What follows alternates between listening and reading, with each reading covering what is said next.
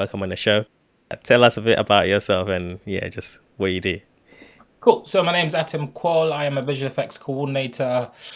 Oh, I've been in film and TV for coming up to 5 years now. And Mhm. before this, I was working in live TV. So a massive contrast to film and TV drama. So yeah, that's a quick summary about me. Right. So do you have a specific department that you specialize in?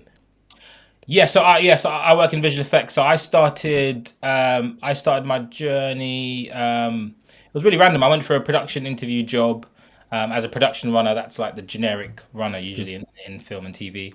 Mm-hmm. And then the production manager, or production supervisor, she recommended me to the visual effects department because I just kept talking about my own short films and how much I really love, and she must have easily translated that to be a very technical person. So she just immediately chucked my CV over to the visual effects department, and I have not changed since. I've just kind of Right. been on a steady journey. I mean, I started off working as a witness camera operator, and that was amazing. Got to work on some great films, and then I did that for about 2 to 3 years, and then I decided to switch over to visual effects production, just mainly because I wanted to have an overview of the whole production process. Because when you jump on set, usually a lot of these film jobs, especially as a witness camera operator, I mean, you start a week or 2 weeks maybe before shooting. Mhm. You don't usually get time to read the script. You just jump in and you're just like, what am I doing? I don't even know what the Mhm. story's about. You have like no idea, like a fish in water, and it's just sink or swim really. So Yeah. yeah, once I switched to visual effects production, and then I went into assistant coordinator on Death on the Nile. That was my first office job in VFX, and then it was great because of my on-set skills. I Mm. got to go to Egypt and shoot plate photography, which was fantastic. Yeah. Nice. So I was in Egypt for a month, and then when I came back to the UK, I did all the office stuff, which was fantastic. So Oh yeah. now in hindsight, I see like my background in working on set and then now being in the office, it just makes sense that I understand kind Yeah. of what's going on, and it's Yeah. it's Do you, fun. do, you- do you have a preference between being on set and being at the office? I mean, it depends. Like, I mean, generally on set is great, I think, but um, it's a tough one because there's bits of it I love. Like, there's Mm. like when you're shooting, being on set is fantastic. Um, but in the long term, where I'm at now, in the office, I do enjoy it. So I Mm. think I do like a mix of it. So like when we're shooting, it's great to be in the office and be able to coordinate things, but then you have to kind of go on set Yeah. daily to check on see what's going on. So I think I definitely enjoy better where I'm at now than when I Hmm. was on set. Yeah. Okay. Cool. Can you tell us what the role of a VFX coordinator is? A visual effects coordinator Yeah. is someone who someone who coordinates Mhm. different departments, and the role can look so different on different films. So Mhm. I've done visual effects coordinator jobs where I have looked after the in-house team in terms of be their main point of contact. So a lot of these film productions or TV productions will have an in-house team, will have some compositors. We'll have some compositors, and then I'll be the main person. So anything that they need, any notes I need to pass on to the VFX supervisor, and just sort of be that middle person. And then afterwards, I then took on vendors, as in Mhm. the main point of contact for that. So with a lot of when we go into post production, the work is usually split up into different vendors. There's usually one main vendor that does the bulk of the visual effects work, but there's also other smaller vendors which take over the other shots, because essentially on big shows, there can be thousands of shots, and just to give it all to one vendor it can be quite busy. So it's usually nice to sort of spread out the work. So there's usually a couple vendors, and what the coordinators do is they usually split up the workload, because yeah, when you answer every single vendor question, and then when you're in post production, the emails come in thick and fast. So if you're trying to take on 3 or 4 vendors as a coordinator, it's extremely busy and extremely difficult. So my job looks very different at different stages. Right. So during pre-production, the things that I'm doing now is I'm looking after the previs, the previs company, working with two previs companies.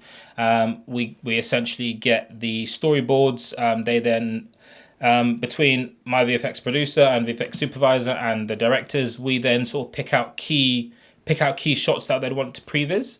And the reason why things tend to be previs is because there could be a massive car chase going down the street and things are getting blown up left, right, and center. It's a lot cheaper to hire a compositor, or to hire an artist, or a very small team to then previs. And what, for those people who don't know what previs is pre-visualization, and it's essentially moving storyboards. It can be as very basic or how technical as you want it to be.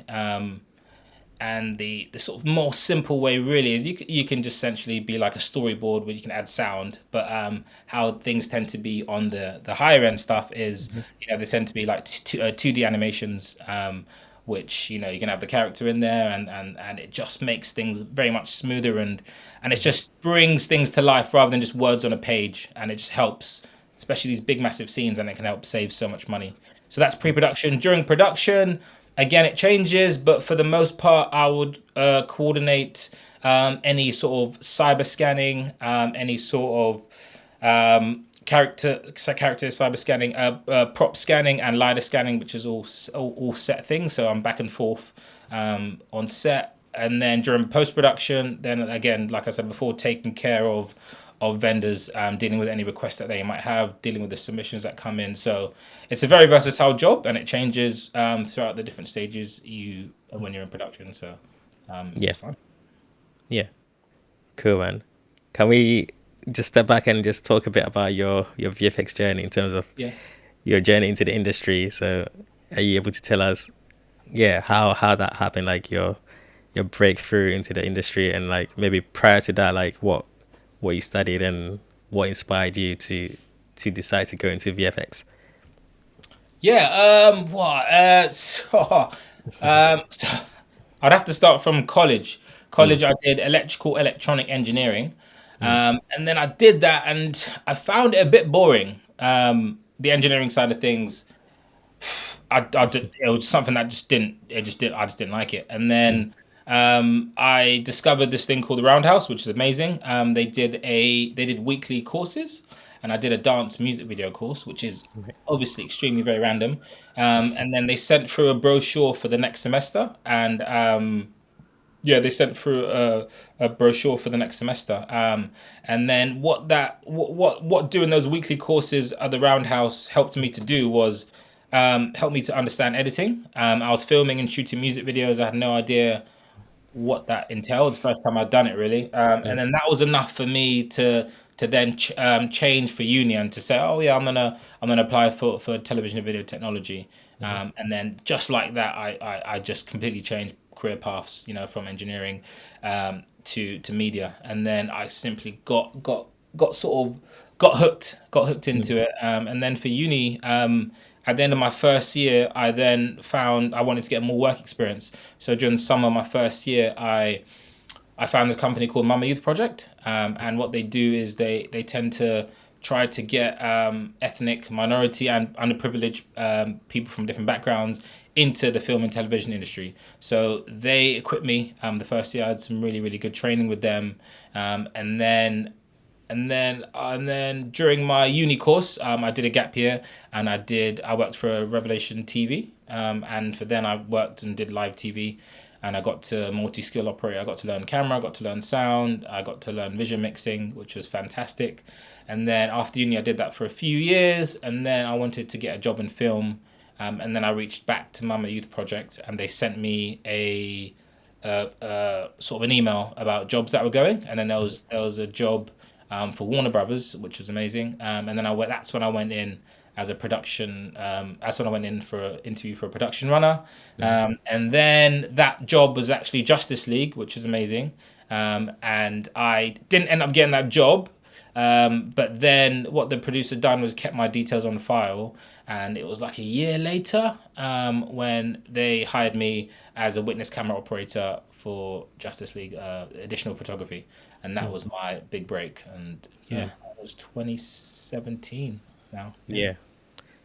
So just seeing as you have a bit of experience in what you do, would would you say what's the typical way for people to get in as VFX coordinators? How does one become a VFX coordinator? Is there a set way to or path to go through to become one? You kind of need to look at it as two paths. If you want to be a VFX coordinator vendor side, which is, essentially you're more exposed to the broad seam of the industry. So you get to, meet the directors, you get to be with the actors, and you kind of get to explore that side of things. If you want to be a VFX coordinator on that side, then I think you can start off being a production runner. You can start off being a witness camera operator, depending on where your skills lie, or you can be a VFX PA. And there, when you're on set, or if you're in the office, you really get exposed to all the things that happen in VFX, which I think is great, because then you need to ask yourself if you still want to do it. And then you can simply progress up from there. If you want to do it vendor side, then it's sort of a similar thing. You can start off as being an office runner, or you start off being a VFX PA, and then you just really learn the grips about everything that goes on set, or anything that goes on in the office, and you just learn from there. So VFX PA. Oh yeah, sure, yeah. Cool. Yeah, so tell us about what are the results of bad VFX coordination? I think production, when you're shooting, that's kind of the craziest bit, because like recently COVID has just been crazy. I mean, I think it's hard to be on a job. It's hard to be shooting and to not be affected by COVID. And the schedule just goes out of whack. Because you could be saying, fine, you're filming for 100 days, and the first AD's got everything planned out very nicely, and then COVID hits, and then everything gets turned upside down. Actors that you're supposed to be cyber scanning are no longer available, and you just have to keep moving. I can't think of one particular thing, but it can just be so crazy, and you kind of always need to be on your toes. Like it's great to plan things, and I think in anything, with coordinating, that's all I kind of do: plan, and have everything sort of set up so it's all nicely done. Like, on this day you're going to do this, on this day you're going to do that, and you just need to have that sort of liquid mindset of, whatever, when you come in the day, what's the plan, and then you kind of have a backup plan. So it's just, you need to be ready for all sorts of chaos, because with COVID nowadays, you just never know. Yeah.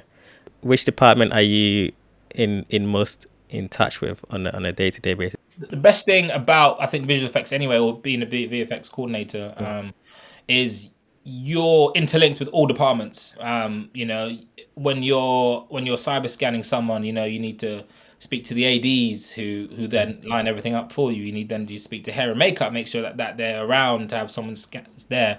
When you're scanning, when you're LiDAR scanning a set, you need to speak to art department and make sure that the set is ready for you to be scanned. So you really are in the midst of everything. And then, when doing, for example, previs, then you're directly in contact with the assistants of the directors, because they want to see, you're in meetings with them and taking notes. And it's a great department to be in, because you literally you interact with all departments at every stage, and you can't really hide from that. So you're in contact with everyone. Are you able to elaborate a bit more on your work process with the vendors? So in terms of the vendors, and where it gets sort of the busiest will be in post-production, for me.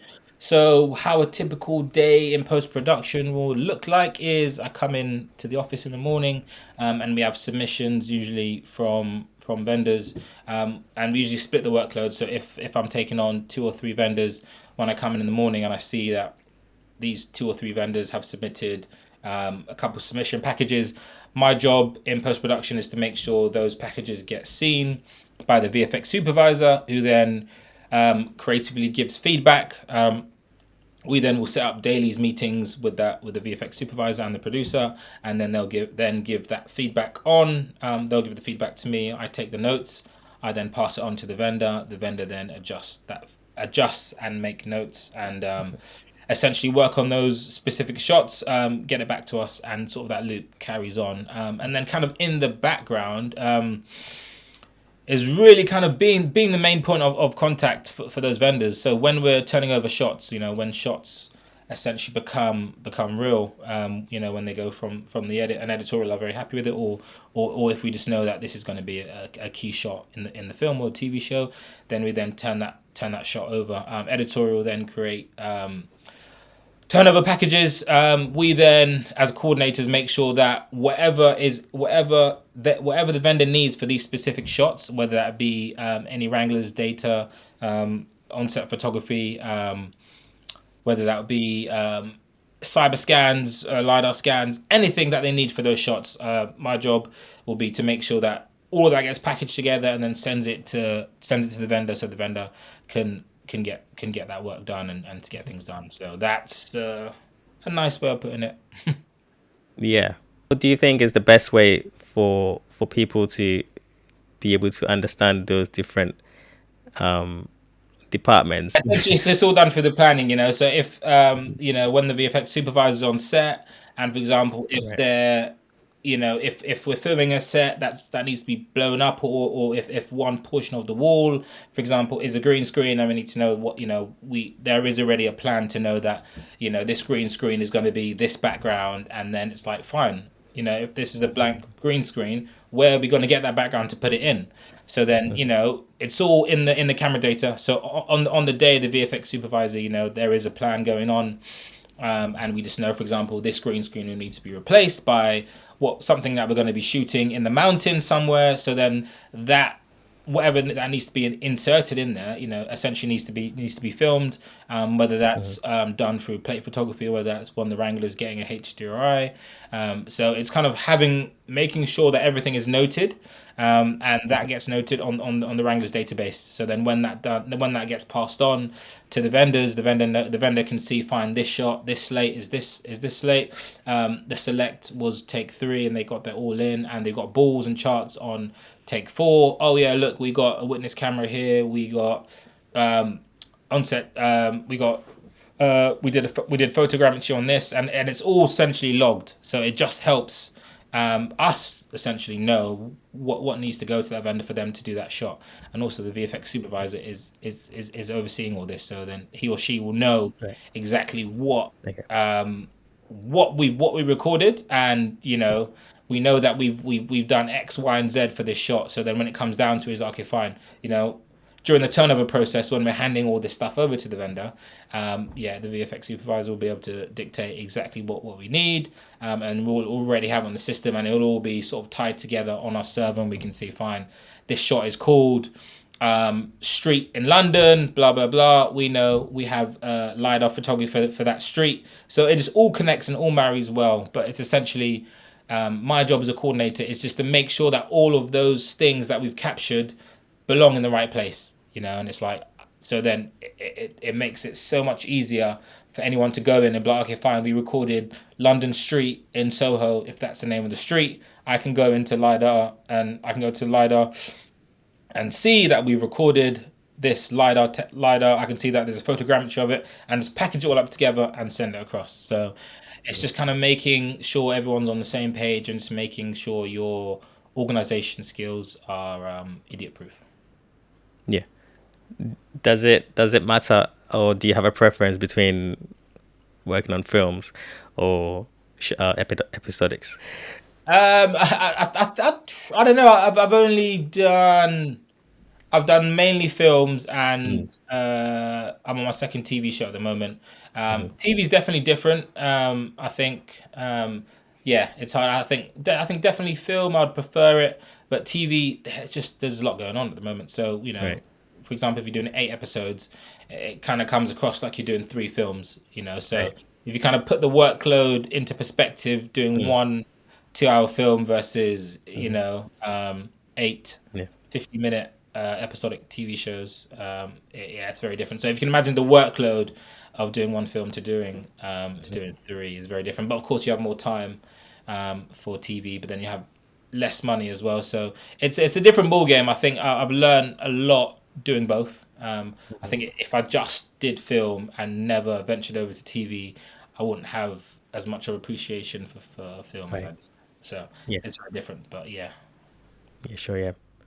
Any advice for people looking to become a VFX coordinator? Yeah, I think yeah, I think learn what goes on set. I think I think it's a very great experience to know, because then when you're trying to coordinate the wranglers and when you're trying to coordinate what's going on the set, it just helps you have a much more better understanding, because then you can easily get to that point of why haven't you done this or why haven't you done this, when you don't really, if you haven't really spent time on a film set, and the long hours and you're standing up all day, and you carrying equipment up some big mountain, and you got to walk around the corner to go to the toilet, like these kind of basic things that you kind of learn to forget about, or not learn to forget about, but don't really have an appreciation of it. I think it really helps you have a bit more of a backbone as a coordinator, and I think it's definitely helped me just understanding all the things that go on set. So then when I'm in the office coordinating things, it just helps things, and you have much more of a mutual respect with the wranglers, I think, because when you've been there and you've done what they've done, and it just makes much more sense. So yeah, definitely get some on-set experience. Learn from all the different departments and the different job roles you can, and just listen. Yeah, sure. How about advice for anyone looking to move from vendor side to production company as a coordinator? Just go for it. It's so basic. No, Yeah. I mean, just find someone that you know. Or LinkedIn is absolutely fantastic. I've used LinkedIn so much to find people. You literally type in the job role you want, find someone that does it, send them a message, and generally people are quite nice. And they can give you some sort of feedback, or everyone knows someone that knows someone. It's so busy at the moment, work wise, that there are so many productions looking for people, and the job role of VFX coordinator is different from vendor side to work in production side. So I think as long as you're kind of open to doing things and just getting stuck in, I think you can go for it. But yeah, LinkedIn is my top tip. Okay. Yeah. Can you tell us a bit about your company? You've got a Humble Films Limited. Tell us a bit about the projects behind it, and what made you start it, I guess. Awesome. So Humble Beginnings Films is my production company that I set up, and essentially it's it's a company that I set up to really make films that I want to make. I think it's great, working on these Hollywood films and TV shows, which are great, but I very much love working on my own films, which I do in between these big projects, and we tend to work on films that have an inspiration to it, and the kind of underdogs type stories, kind of like Rocky, but not so much boxing. But it's just like those I think those Rocky films, and those films that you can kind of take something out of it at the end of it. You just feel you feel a bit more inspired. Those are the kind of films that we try and do. So that's what I do when I'm not going crazy working on these films, so running around the country. Yeah. Yeah. Amazing. Yeah, man. Yes, I think you've covered pretty much everything I wanted to know, and yeah, I really appreciate it, and I appreciate your time as well. Awesome, thank you. Thanks for having me. I mean, thanks for reaching out to me. And I really love Yeah. what you do. I think it's very important to highlight different kinds of people that have been doing the industry, because people don't know. You just see box sets and you see all of the HODs, explaining what they do, but you don't really find out how they get to be the HOD. How do they Of become course. a VFX supervisor? How do they become a VFX producer? So Yeah. I think it's great. Yeah, so I think keep doing what you're doing. Yeah. Thank you, bro. Cheers.